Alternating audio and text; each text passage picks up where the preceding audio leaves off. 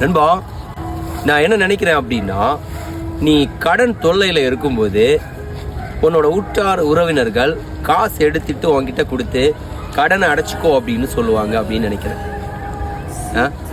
அப்படி இல்லையா? அப்புறம் நீ ஹாஸ்பிட்டலில் அட்மிட்டாக இருக்கும்போது காசை கட்டி வெளியே வர முடியாமல் கஷ்டப்படும் போது உன்னோட உற்றார் உறவினர்கள் பணத்தை எடுத்துட்டு வந்து ஹாஸ்பிட்டலில் கட்டி உன்னை வீட்டுக்கு கூட்டிட்டு வருவாங்க அப்படின்னு நினைக்கிறேன். அப்படி இல்லையா? அப்புறம் உன்னோட வீட்டில் ஒரு மேரேஜ் நடக்குது, மேரேஜ் பண்ணுறதுக்கு காசு இல்லாமல் நீ கஷ்டப்பட்டுட்டு இருக்கும்போது உன்னோட உற்றார் உறவினர்கள் பணத்தை எடுத்துட்டு உங்ககிட்ட கொடுத்து மேரேஜை ஜாம் நடத்து அப்படின்னு சொல்லுவாங்கன்னு நினைக்கிறேன். அப்படி இல்லையா? அப்புறம் உன்னோட உற்றார் உறவினர்கள் உனக்கு எந்த இடத்துலையும் யூஸ் ஆக மாட்டாங்க அப்படின்னா எதுக்காக நீ அவங்களுக்காக உன்னோட வாழ்க்கையை கெடுத்துட்டு இருக்க? அவன் என்ன நினைப்பான், இவன் என்ன நினைப்பான் அப்படின்னு நினைச்சிட்டு உன்னோட வாழ்க்கையை நீ கெடுக்காத. ஏன்னா இருக்கிறது ஒரே ஒரு வாழ்க்கை, உன்னோட இஷ்டத்துக்கு வாழ். புரிஞ்சுக்கணும்.